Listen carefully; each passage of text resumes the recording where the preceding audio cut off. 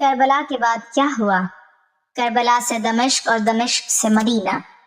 اسیران کربلا کا قافلہ جب یزید کے دربار میں پہنچا تو وہاں موجود ایک شامی وزیر نے حضرت امام حسین رضی اللہ تعالیٰ عنہ کی بیٹی کی طرف اشارہ کرتے ہوئے کہا، اے خلیفہ، مجھے قیدیوں میں سے وہ لڑکی بطور کنیز دے دو۔ حضرت زینب رضی اللہ تعالیٰ عنہ کی چیخ نکل گئی اور امام زین العابدین سے کہا، جب تک اس شامی کی گردن سر پر موجود ہے، بسم اللہ الرحمن الرحیم، کیا آپ نے کبھی سوچا ہے کہ میدان کربلا میں تلواروں کے خاموش ہو جانے کے بعد کیا ہوا؟ کیا 10 محرم 61 ہجری کی شام کے ساتھ ہی یہ داستان ختم ہو گئی تھی یا اصل آزمائش اس کے بعد شروع ہوئی؟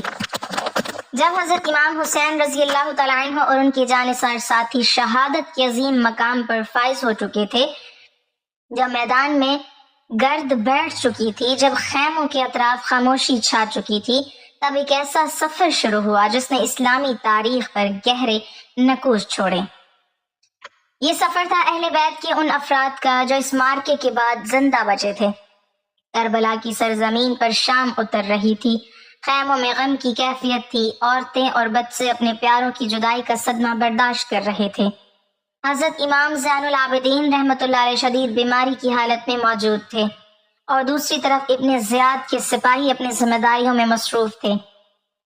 تاریخی روایات کے مطابق شہداء کے سروں کو جمع کیا گیا، مختلف انتظامات کیے گئے اور پھر یہ فیصلہ ہوا کہ باقی اہل بیت کو کوفہ لے جایا جائے۔ یہ سفر آسان نہ تھا، نہ جسمانی اعتبار سے اور نہ ہی جذباتی اعتبار سے۔ جن لوگوں نے ابھی اپنے باپ، بھائی، بیٹے اور عزیز کھوئے تھے، انہیں ایک نئے امتحان کا سامنا تھا۔ قافلہ کربلا سے روانہ ہوا تو راستے بھر لوگوں میں مختلف قسم کی باتیں گردش کر رہی تھیں۔ کچھ لوگ حقیقت سے ناواقف تھے، کچھ حیران تھے اور کچھ دل ہی دل میں اس سانحے پر افسردہ تھے۔ جب یہ قافلہ کوفے کے قریب پہنچا تو شہر میں خبر پھیل چکی تھی کہ کربلا کے واقعات کے بعد اسیران کو لایا جا رہا ہے۔ کوفہ وہی شہر تھا جہاں سے حضرت امام حسین رضی اللہ تعالیٰ عنہ کو خطوط بھیجے گئے تھے، جہاں کے بہت سے لوگوں نے مدد کا وعدہ کیا تھا مگر حالات نے مختلف رخ اختیار کر لیا تھا۔ روایتوں میں آتا ہے کہ جب اہل بیت کا قافلہ کوفہ میں داخل ہوا تو بہت سے لوگ جمع ہو گئے۔ بعض لوگ رو رہے تھے، بعض حیرت سے دیکھ رہے تھے اور بعض کو شاید پہلی بار اندازہ ہو رہا تھا کہ جو کچھ ہوا ہے وہ کس قدر بڑا سانحہ ہے۔ انہی حالات میں حضرت زینب رضی اللہ تعالیٰ عنہ کے خطبے کا ذکر ملتا ہے جس میں انہوں نے لوگوں کو ان کی ذمہ داریوں اور کوتاہیوں کی یاد دلائی۔ ان الفاظ نے بہت سے دلوں کو جھنجھوڑ دیا۔ کوفہ کی بازاروں اور گلیوں میں ایک عجیب کیفیت تھی، لوگ ایک دوسرے سے سوال کر رہے تھے، کچھ اپنے کیے پر نادم تھے اور کچھ خاموش کھڑے سب کچھ دیکھ رہے تھے۔ اس کے بعد اہل بیت کو ابن زیاد کے دربار میں پیش کیا گیا۔ تاریخی کتابوں میں اس ملاقات کی مختلف تفصیلات مذکور ہیں۔ ابن زیاد نے اپنی سیاسی حیثیت کے مطابق گفتگو کی، جبکہ حضرت امام زین العابدین رضی اللہ تعالیٰ عنہ اور حضرت زینب رضی اللہ تعالیٰ عنہ نے نہایت وقار اور استقامت کا مظاہرہ کیا۔ یہ وہ لمحے تھے جب بظاہر اقتدار ایک طرف تھا مگر اخلاقی قوت دوسری طرف دکھائی دے رہی تھی۔ دربار میں ہونے والی گفتگو بعد کے مورخین نے مختلف انداز میں نقل کی ہے، لیکن ایک بات تقریباً تمام روایتوں میں مشترک نظر آتی ہے کہ اہل بیت نے انتہائی صبر اور ثابت قدمی کا مظاہرہ کیا۔ کوفہ میں قیام کے دوران لوگوں کے جذبات مزید ابھرنے لگے۔ بہت سے افراد کو احساس ہو رہا تھا کہ تاریخ کا ایک دردناک باب ان کی آنکھوں کے سامنے لکھا گیا ہے۔ پھر فیصلہ ہوا کہ اس قافلے کو دمشق روانہ کیا جائے۔ یہ سفر طویل تھا، راستے میں مختلف علاقوں سے گزرنا تھا۔ مختلف قبائل، بستیاں اور شہر اس راستے میں آتے تھے۔ ہر مقام پر لوگوں کا رد عمل ایک جیسا نہیں تھا۔ کہیں لوگ خاموشی سے دیکھتے تھے، کہیں سوالات کیے جاتے تھے اور کہیں افسردگی کا اظہار ہوتا تھا۔ قافلہ آہستہ آہستہ شام کی طرف بڑھ رہا تھا۔ ان دنوں سفر آج کی طرح آسان نہ تھا۔ طویل فاصلے، موسمی سختیاں اور مسلسل نقل و حرکت خود ایک آزمائش تھی۔ اس دوران اہل بیت کے افراد اپنے صبر، وقار اور اللہ تعالیٰ پر توکل کے ساتھ یہ تمام مراحل طے کر رہے تھے۔ تاریخی روایات میں بعض ایسے واقعات بھی مذکور ہیں جن میں راستے کے لوگوں نے اہل بیت کے بارے میں معلومات حاصل کی اور جب انہیں حقیقت کا علم ہوا تو ان کے تاثرات بدل گئے۔ یہ سفر صرف ایک جغرافیائی سفر نہیں تھا بلکہ بہت سے لوگوں کے لیے حقائق سے آگاہی کا ذریعہ بھی بن رہا تھا۔ کربلا کی خبر مختلف علاقوں میں پھیل رہی تھی اور لوگ اس کے بارے میں گفتگو کر رہے تھے۔ قافلے کے ہر پڑاؤ کے ساتھ یہ احساس مزید گہرا ہوتا جا رہا تھا کہ اسلامی تاریخ کا ایک نہایت اہم واقعہ رونما ہو چکا ہے۔ دمشق ابھی دور تھا مگر سفر جاری تھا۔ اہل بیت کے لیے یہ دن آزمائش، صبر اور استقامت کے دن تھے، جبکہ امت کے بہت سے افراد کے لیے یہ غور و فکر اور احساس سے ندامت کے ایام بن رہے تھے۔ راستے کی گرد اڑ رہی تھی، قافلہ آگے بڑھ رہا تھا اور تاریخ ایک ایسے باب کی طرف بڑھ رہی تھی جس کے واقعات آنے والی نسلوں تک بیان کیے جانے تھے۔ دمشق کی طرف بڑھتا ہوا یہ قافلہ صرف چند مسافروں کا قافلہ نہیں تھا، بلکہ اپنے ساتھ ایک ایسا درد لے کر جا رہا تھا جس کی گونج پورے عالم اسلام میں سنائی دینے والی تھی۔ دن گزرتے گئے، راستے بدلتے گئے اور آخرکار وہ وقت قریب آ گیا جب اہل بیت کا قافلہ شام کے دارالحکومت دمشق کے نزدیک پہنچا۔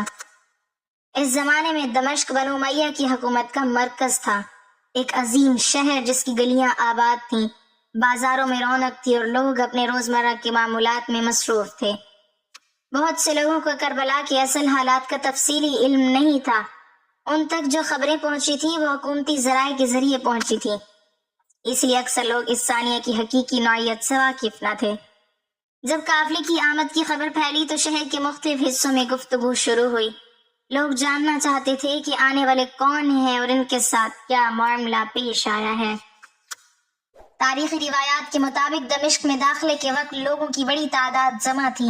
بعض لوگ محض تماشائی تھے، بعض تجسس میں مبتلا تھے اور بعض کو حقیقت کا علم نہ ہونے کی وجہ سے وہی تصور تھا جو ان تک پہنچایا گیا تھا۔ لیکن جیسے جیسے اہل بیت کا تعارف سامنے آتا گیا، بہت سے لوگوں کی سوچ بدلنے لگی۔ قافلہ شہر کے مختلف راستوں سے گزرتا ہوا اپنے مقررہ مقام تک پہنچا۔ اس دوران حضرت امام زین العابدین کی بیماری برقرار تھی، لیکن اس کے باوجود ان کا وقار اور تحمل نمایاں تھا۔ حضرت زینب رضی اللہ تعالی عنہا اور دیگر اہل بیت نے بھی ہر مرحلے پر صبر کا دامن مضبوطی سے تھامے رکھا۔ دمشق کے لوگوں میں سے بہت سے افراد ایسے تھے جنہوں نے پہلی مرتبہ رسول اللہ صلی اللہ علیہ وسلم کے نواسے کے خاندان کو قریب سے دیکھا۔ ان کے ذہنوں میں مختلف سوالات پیدا ہونے لگے۔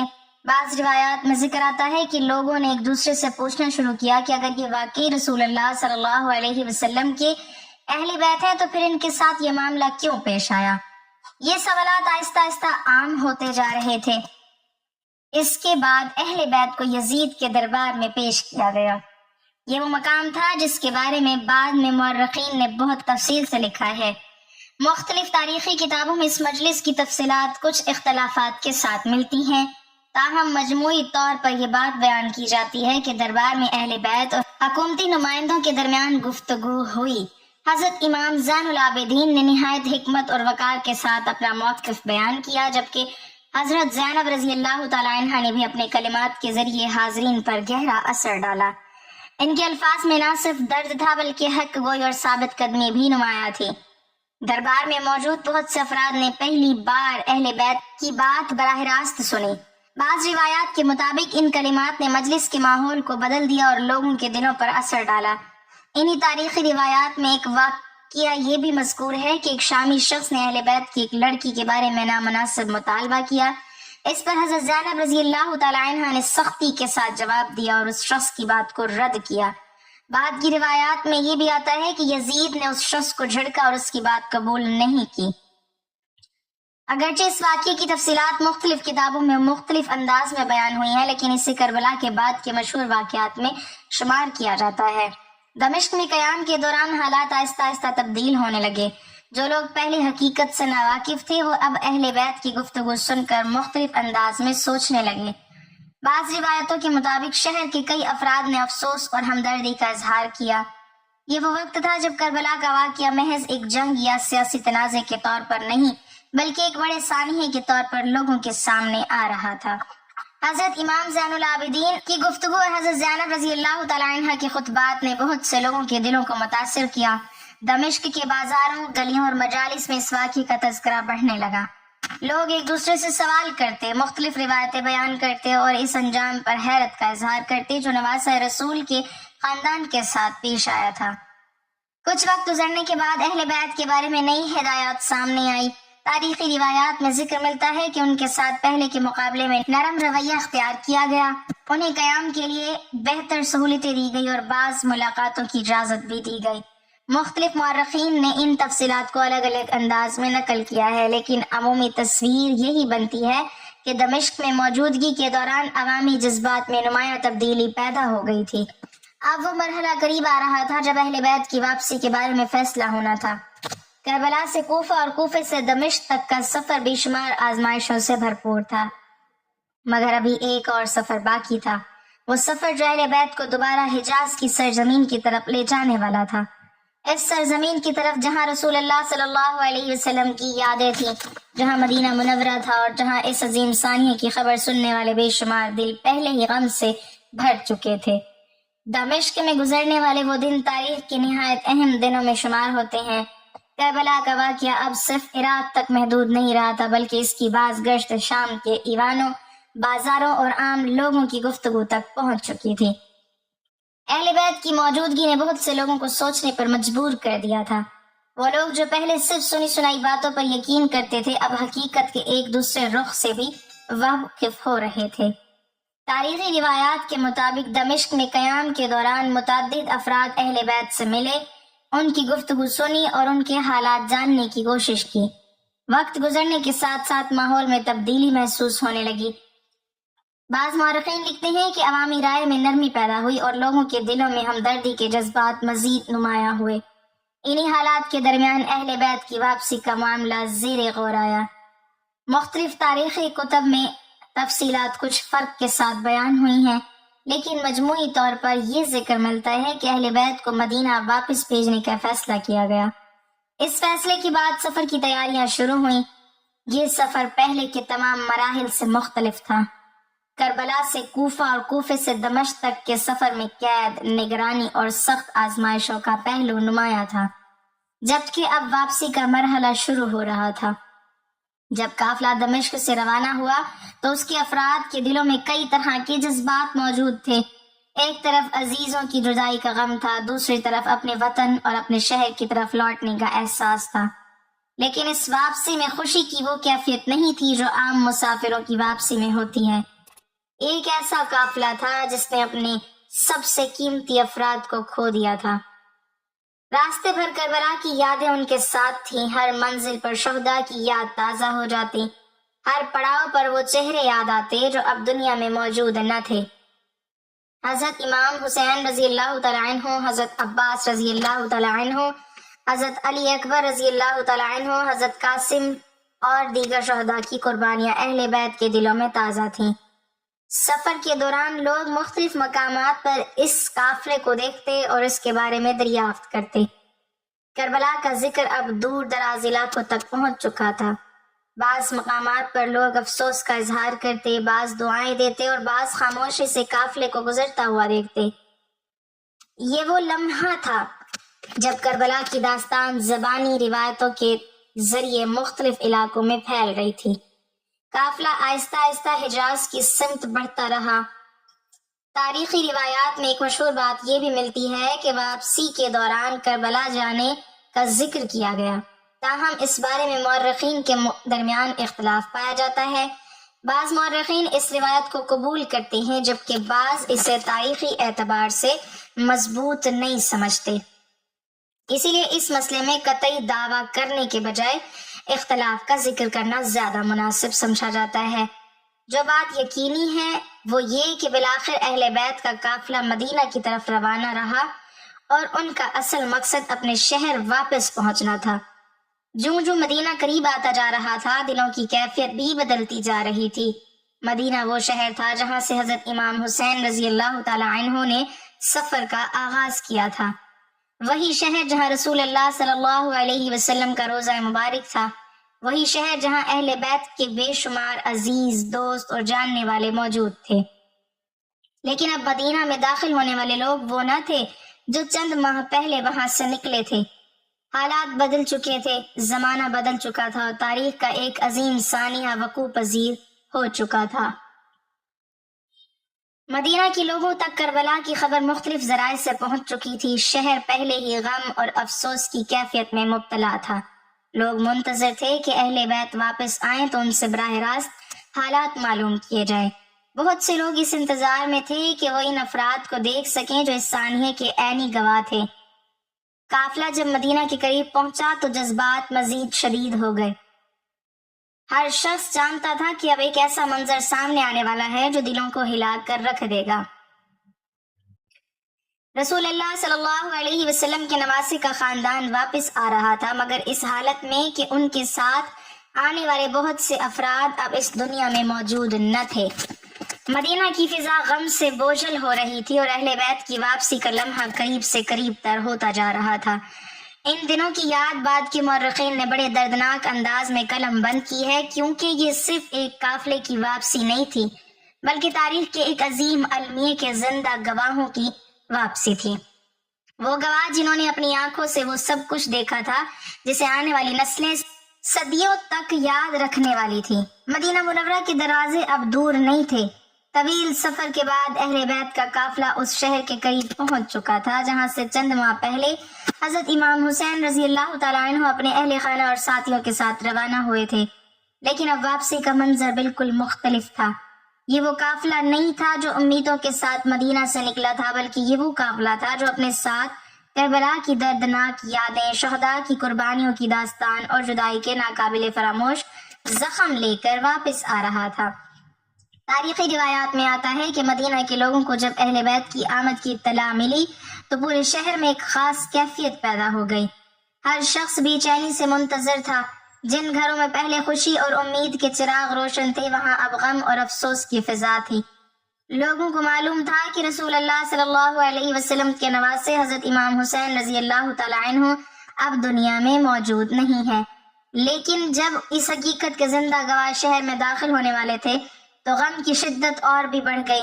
قافلہ مدینہ کے قریب رکا۔ بعض روایات میں ذکر آتا ہے کہ اہل بیت کے افراد اس کیفیت میں شہر میں داخل ہوئے کہ ہر طرف رنج و ملال کی فضا تھی۔ لوگ گھروں سے نکل آئے، مرد، عورتیں، بوڑھے اور نوجوان سب اس قافلے کو دیکھنے کے لیے جمع ہونے لگے۔ بہت سے افراد کی آنکھوں سے آنسو جاری تھے۔ یہ صرف ایک خاندان کا غم نہیں تھا بلکہ پورے مدینہ کا غم بن چکا تھا۔